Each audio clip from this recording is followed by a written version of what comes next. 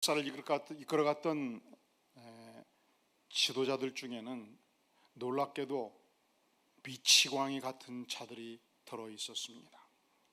러시아 혁명 후 소비에트 유니온을 강력한 지도력으로 이끌어갔던 스탈린, 그는 공산당 일당 독재 체제를 그 거대한 제국에 형성하면서 1인 지배 체제를 형성하면서 반대하는 모든 세력들을 숙청했고 죽였고 수천만 명의 인민들을 학살을 했습니다.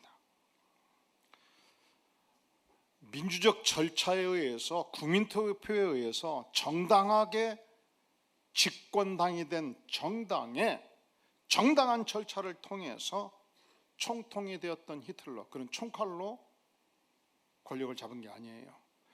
지극히 민주적 절차를 통해서 권력을 잡았어요. 그리고 600만 명의 유대인들을 가스실에서 죽였습니다. 그리고 유럽 전체, 문명사회 전체를 공포의 도가니로 몰아넣었던 악한 인간이었습니다. 오늘 본문을 보세요. 12장 1절, 그때 헤롯 왕이 손을 들어 교회 중에서 몇 사람을 어떻게 하려 했다고요? 이 헤롯이 헤롯 3세입니다. 예수님이 탄생했을 때 어디에서 탄생했죠? 베들레헴. 미가서 5장 2절은 베들레헴에서 유대인의 왕 메시아가 탄생한다고 기록하고 있습니다. 그래서 지금 사도행 12장의 헤롯의 할아버지 헤롯 1세가 예수님이 탄생하던 해로부터 2년간 베들레헴에 태어났던 모든 아기들을 죽였습니다. 아주 잔인한 가문이에요. 헤롯 2세가 예수님이 오신다 외치고 의롭게 살았던 세례 요한을 목을 베었습니다. 그리고 오늘 본문에서 헤롯 몇 세예요? 3세. 헤롯 3세가 예수 믿는 몇 사람을 죽이기로 작정하고 2절 요한의 형제 야고보를 어떻게 했습니까? 칼로 죽인 것입니다. 더 고통스러운 것은 예수 믿는 자들을 미워했던 유대인들이 야고보를 죽였던 사건을 보면서 어떻게 했다고요? 기뻐했어요. 헤롯 3세는 자기의 권력을 강화시키기 위해서 예수 믿는 자들을, 특히 교회 지도자들을 잡아 죽이기로 작정한 것입니다. 백성들이 기뻐하니까 이것을 보고서 교회의 수장 베드로를 체포해서 감옥에 가두고 4절 잡음에 옥에 가두어 군인 내식인 네페에게 맡겨 지키게 하는 것입니다. 지금 이 본문에서 베드로가 투옥된 것은 세 번째입니다. 그가 투옥되었을 때 과거에 하나님의 천사를 보내서 쇠사슬을 끊어버리고 걸어 나온 적이 있거든요. 그래서 아예 군인 4명을 파수꾼으로 지키게 했습니다. 6시간씩 4교대를 하니까 24명이 지킨 거예요. 철통같이 지킨 것입니다. 자, 그러면 생각해 보세요. 내일 드디어 헤롯은 베드로를 불러서 처형시키게 될 것입니다. 예루살렘 중심교회의 최고의 수장입니다. 그가 순교당하면 교회는 풍지박산나는 어려운 상황 가운데 있었습니다. 사랑하는 성도 여러분, 지금 예루살렘 교회는 대단한 위기 상황이에요. 평신도 지도자였던 스데반이 순교했지요. 12제자 중에 가장 중요한 3명의 제자가 베드로, 야고보, 요한인데 이미 야고보가 순교했지요. 그리고 베드로가 이제 순교되는 위기 상황 가운데 있었습니다. 이럴 때 우리 인생들은 절망감을 느낍니다. 사랑하는 성도 여러분, 여러분이 개인적으로 어떤 어려운 일을 만날 때, 내가 해결할 수 없는 어떤 일을 만날 때 절망감을 느끼잖아요.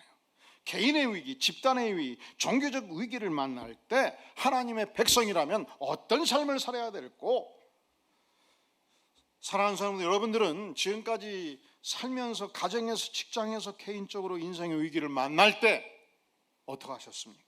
자, 우리 다 함께 5절 같이 읽어볼까요? 시작. 이에 베드로는 옥에 갇혔고 교회는 그를 위하여 간절히 하나님께 무엇했습니까? 교회는, 하나님의 백성들은 베드로를 위해서 간절히 하나님께 기도를 하는 것입니다. 왜 우리가 기도하는가? 사람들은 종교적 심성이 있기 때문에 반드시 위기를 만나면 기도하는 심성을 가져요. 예수를 안 믿어도 기도하는 심성을 가져요. 성황당에 기도하고 산신령께 기도하고 푸뚜막 신을 향해서도 기도를 해요. 인간 안에 종교심이 있기 때문에. 그런데 대상이 중요하지요. 아니, 푸뚜막 신이 뭔 힘이 있겠습니까? 새벽 4시에 일어나가지고 밥그릇 통에다가 최초로 동네에서 50명, 100명이 쓰는 우물가에 제일 먼저 가가지고 물 부어가지고 푸뚜막 신이시여 우리 가정을 오늘 또 지켜주시옵소서 해가지고 물그릇 하나 올려놓으면 그게 무슨 힘이 있냐고. 푸뚜막 신이 무슨 힘이 있냐고. 그래도 평생 동안 그렇게 기도하고 사는 사람이 있잖아요. 성황당 신이 무슨 힘이 있냐고. 뒷산 300m 해발 고도를 가진 그 산에 거하는 산신령이 무슨 힘이 있냐고. 우리가 기도하는 대상은 다릅니다. 우주와 전 세계를 창조하신 전능자 하나님이십니다.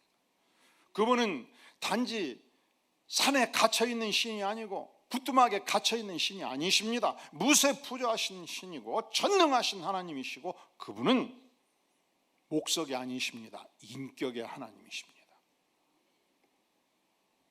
그분은 나를 지극히 사랑하시는 하나님이십니다. 그리고 우리가 기도할 때 그분은 귀를 크게 여셔서 우리의 기도를 들으십니다. 은혜를 베풀어 주십니다. 응답해 주십니다. 3가지로 응답해요. 만약에 아직 때가 아니다 하면 침묵으로 응답하십니다. 여러분, 하나님께 부르짖어 기도했는데 왜 하나님께서 나에게 응답하지 않으시냐고 불평하지 마세요. 침묵도 응답이에요. 기다려라. 제가 아는 국회의원 중에 친구 형님이 있는데 어떻게 행동이 느리든지 국회의장까지 했는데 별명이 지둘러요. 김지둘러. 국회의원들이 막 해달라고 요청은 다 듣고 어이 좀 지둘러. 내 친구가 형님한테 뭘 요청하면 야 좀 지둘러라. 그 별명이 뭐라고요? 여러분, 하나님도 우리에게 지둘러라고 할 때 지둘르세요. 이 지둘러가 어르 사투리 말로 기다려라 이 말이에요. 하나님도 때로는 우리에게 침묵하심으로 기다릴 것을 요청하십니다. 아닐 때 하나님께서는 명백하게 왜 그것을 아니라고 말씀하시는가 기도할 때 깨우쳐 주십니다.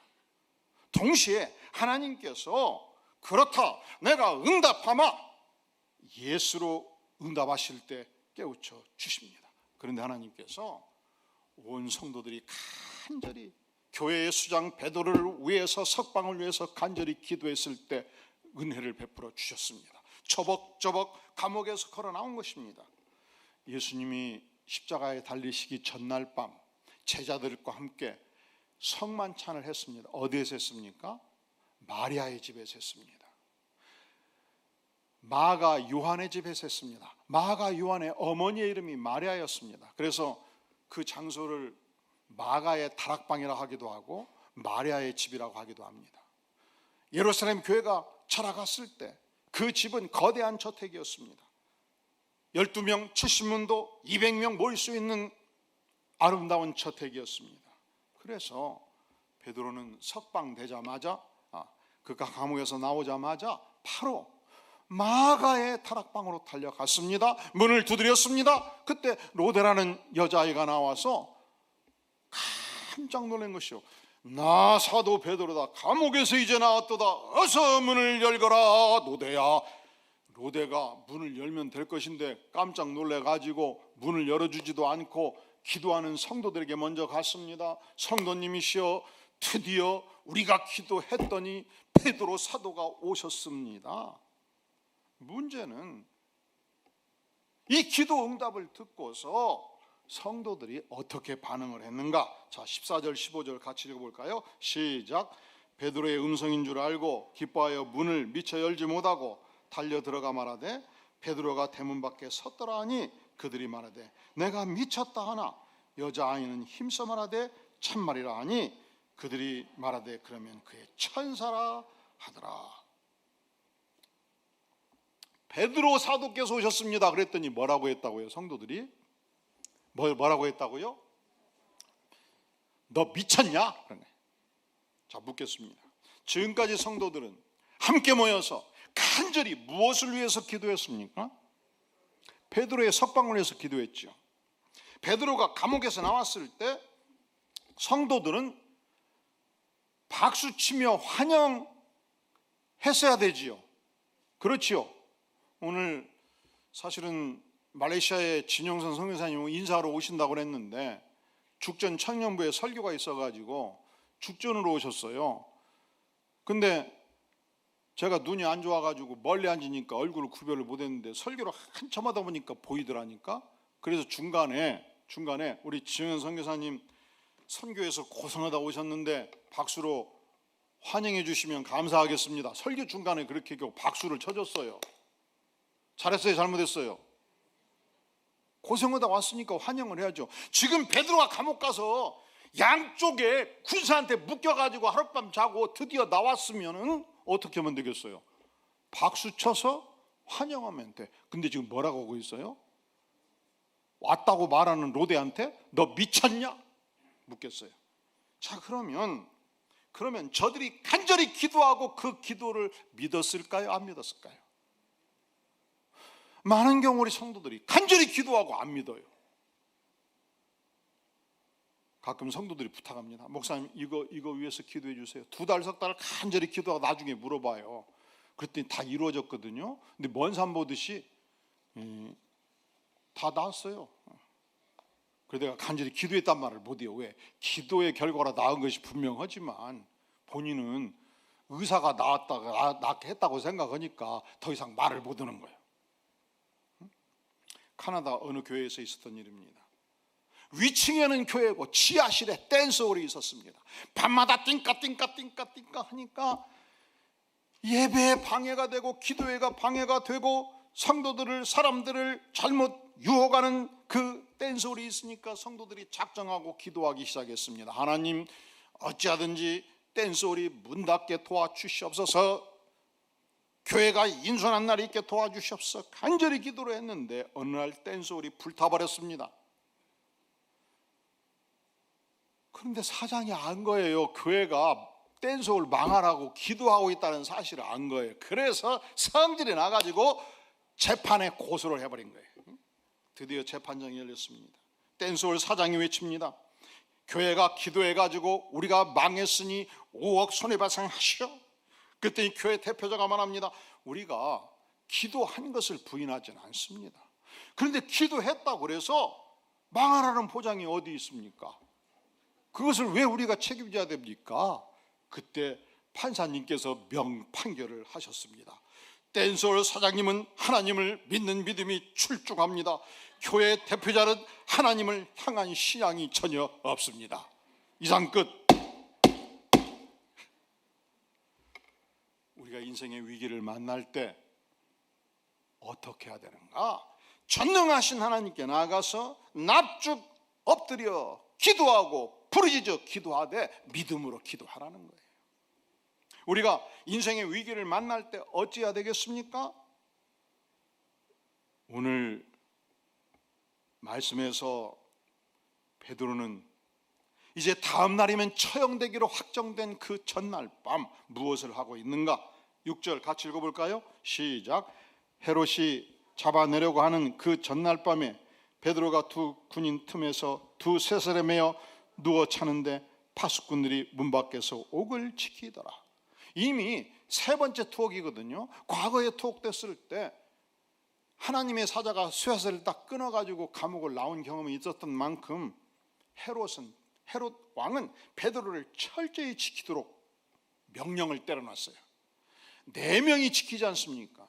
근데 잘 때는 2명이 문 입구에서 지키고 2명은 양쪽에 같이 누운 거예요. 베드로는 가운데 눕고 옆에 한 사람 눕고 옆에 한 사람 눕고 그리고 양쪽에 팔에 쇠사슬로 묶어놨어요. 못 도망가라고. 왜? 내일 체형시켜버려야 되니까. 그러면 여러분 같으면 누워가지고 어떻게 하겠습니까? 하나님, 나는 하나님께 충성한 죄밖에 없습니다. 그런데 마지막 왜 나를 이렇게 비참하게 죽게 만드십니까?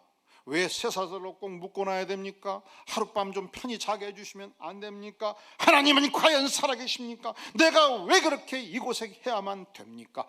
원망하지 않았습니다. 불평하지 않았습니다. 그는 이 두 군인 사이에서 뭐하고 있어요? 쇠사슬에 매여 자는 옆에 있는 두 군인 사이에서 누워가지고 뭐하고 있어요? 뭐하고 있어요? 주무시고 계셨습니다. 놀라운 일이죠. 이 교회의 절체절명의 위기 상황 속에서 내가 죽냐 마냐 하는 이 어려운 상황 속에서 그는 모든 것을 하나님께 맡겼습니다. 신세 편하게 주무셨습니다. 지금 때가 어느 때인데? 그러면 어때? 지금 어떤 신세인데? 죽으면 어때? 하나님이 내 인생을 책임져 주실 것이고 하나님이 데려가시면 천국으로 데려가실 것이고 하나님의 뜻 가운데 이루어지는 일인 만큼 내 인생을 전적으로 하나님께 위탁하고 나는 전적으로 하나님을 신뢰하며 이 밤 편히 주무시겠다. 이것이 바울 사도가 가졌던 믿음입니다. 오랫동안 교도소장을 했던 박모 장로님께서 우리 교회에 와서 간증 설교를 하신 적이 있습니다. 과거에는 사형을 집행했지요. 요즘은 집행하지 않습니다. 그런데 사형을 집행할 때 대한민국에서 과거 사형을 집행할 때는 반드시 사전에 통보하지 않는데요. 일주일 후에 사형합니다. 내일 사형 집행합니다. 이걸 일치하지 않는다는 거예요. 법무부에서 사인해서 탁 내려면 그날 바로 집행한다는 거예요. 이제 법무부에서 사형 집행 사인이 내려오면 교도관들을 수명 대동하고 사형수 잠자리 문 앞에 섭니다. 사형수 이름을 부르고 드디어 오늘 사형 집행함을 통보합니다. 그러면 100% 대부분 발광을 한대요. 내가 왜 죽어야 되냐고, 내가 도대체 무슨 죄가 있냐고. 그리고 이 핑계 저 핑계 대면서 안 나온대요.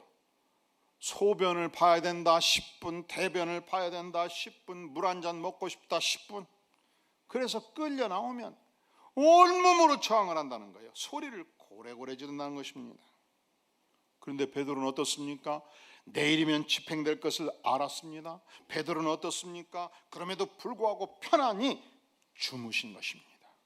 하나님의 절대 주권을 신뢰하고 삶도 죽음도 하나님의 뜻이다. 내 인생은 사나 죽으나 주님의 것이다. 전폭적으로 하나님을 신뢰하고 하나님께 자신의 인생을 의탁하는 것입니다. 베드로 사도는 베드로전서 5장 7절에서 말씀합니다. 너희 염려를 다 주께 맡기라. 이는 그가 너희를 돌보심이라. 하나님께서 어떤 상황 속에서도, 인생의 위기 상황 속에서도 내 인생을 지키시고 보호하시고 돌보시는 것을 믿었습니다. 주님, 내 인생의 모든 문제 하나님께 드립니다. 맡깁니다. 나는 푹 자겠습니다 하고 잠을 잤다는 것이죠. 하나님께서 내 인생 문제를 알아서 해결해 주시옵소서. 베드로전서 5장 9절에서 말씀합니다. 너희는 믿음을 굳게 하여 저를 사단을 대적하라. 이는 세상에 있는 너희 형제들도 동일한 고난을 당하는 줄을 알미니라. 믿음 안에 굳게 설 것을 간절히 당부하는 것입니다.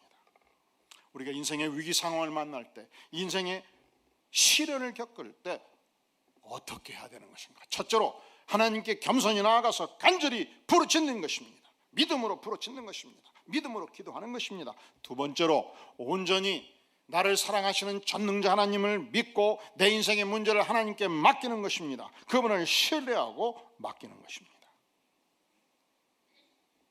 또한 베드로는 하나님께 기도했고 하나님을 신뢰했고 하나님께 맡겼고 그리고 주무셨는데 주무실 때에 하나님의 음성을 들었습니다. 천사를 통해서 들려주시는 음성을 들었습니다. 어떤 음성이었습니까? 따라해 볼까요? 급히 일어나라, 신을 신으라, 겉옷을 입으라, 나를 따르라. 지금 베드로가 어떻게 하고 있죠? 주무실 때 오른편 왼편에 군사가 누워 있었죠. 쇠사슬로 묶어 있었죠. 그러면 급히 일어나라, 신을 신으라 하면은 쇠사슬이 차크랑 차크랑 손에 나서 움직이면 양쪽 군사가 가만히 있겠습니까? 뺨을 때리고 야, 이 녀석아 움직이지 말라 소리치지 않겠습니까? 그러면 여러분 어떻게 하시겠습니까? 하나님 지금 묶여 있거든요. 뭔 소리요 하나님? 항변하지 않겠습니까? 아니 신을 신으려면 내가 일어나야 되는데 이 쇠사슬이 묶여가지고 두 사람이 가만히 있겠습니까? 자는데 왜 이렇게 움직이냐 이 녀석아 하고 등을 내리치지 않겠습니까? 하나님 할 말을 하세요. 형편을 좀 알고 오세요. 하나님은 내 형편을 모르시잖아요. 왜 이렇게 나를 힘들게 해요? 그나이도 죽었는데. 항변하지 않았습니다. 원망하지 않았습니다. 그러면 어떻게 했습니까? 다시 8절 9절 시작. 천사가 이르되 띠를 띠고 신을 신으라 하거늘 베드로가 그대로 하니 천사가 또 이르되 겉옷을 입고 따라오라 한데 베드로가 나와서 따라갈새 천사가 하는 것이 생시인 줄을 알지 못하고 환상을 보는가 아니라. 한번 따라해 볼래요? 그대로 하니라. 그대로 하니라. 100% 의문을 제기하지 않고 불만을 품지 않고 잔소리하지 않고 하나님이 말씀하실 때 100% 순종한 것입니다. 놀라운 일이죠. 그러니까 우리는 몰라요. 분명히 일어날 때 쇠사슬에 매어갖고 옆 사람이 난리가 났을지 안 났을지 우리는 본문에서 말씀하지 않기 때문에 몰라요. 근데 문제가 안 된 것은 하나님이 알아서 스르륵 다 쇠사슬을 풀어버린 거지. 아니면 양쪽의 사람들을 쇠사슬을 풀고 하나님은 전능하시기 때문에 마취제를 투약하지 않고서 자연 마취를 시킬 수 있는 능력이 계셔요. 나는 그런 하나님을 믿습니다.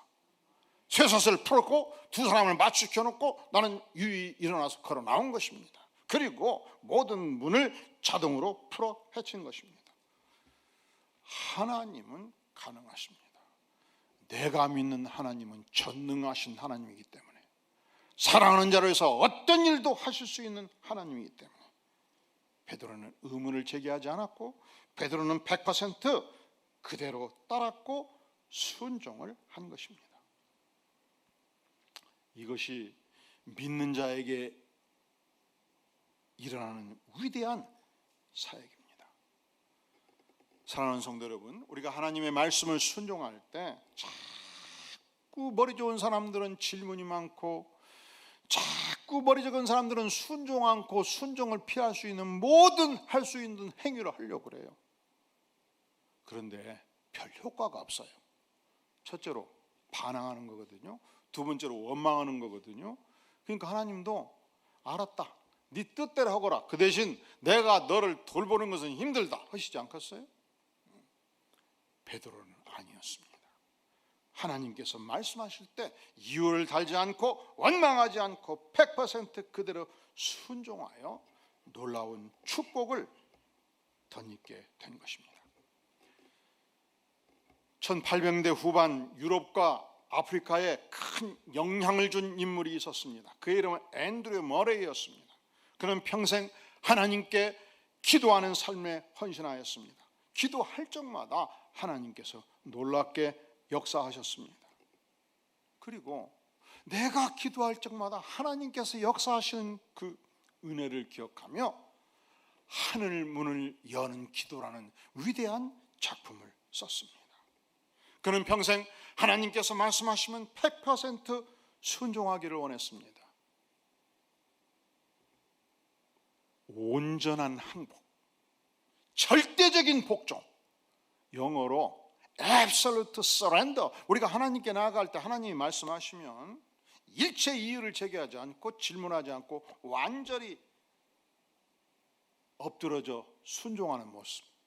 일반적으로 천주교에서 신부님들이 서품을 받을 때 땅바닥에 대자로 엎드려 버려요. 이게 뭡니까? 이걸 순명이라고 그래요. 하나님이 말씀하시면 무엇이든지 죽으라면 죽기까지 100% 엎드러져 버린다는 얘기죠. 이게 앱설런트 서렌더예요. 그때 하나님께서 그 인생을 위대하게 복되게 사용하지 않겠습니까? 오늘 우리 안디옥 백성들은 인생의 위기를 만난 때 열심히 기도해서 응답받고 하나님이 말씀하실 때 100% 순종해서 축복받는 위대한 백성 되기를 주의 이름으로 축원합니다. 기도합니다. 영광의 주님 감사합니다. 우리가 이렇게 저렇게 인생의 위기를 만나고 어려움을 만날 때 전능자 하나님께 나아가서 엎드려져 기도하기를 원하고 하나님을 온전히 신뢰하는 삶을 살기를 원하고 하나님이 말씀하실 때 100% 순종하여 축복받는 삶을 살기를 구합니다. 성령 하나님, 성령으로 백성들의 심령에 인쳐주시옵소서. 예수님의 이름으로 간절히 기도하옵나이다. 아멘.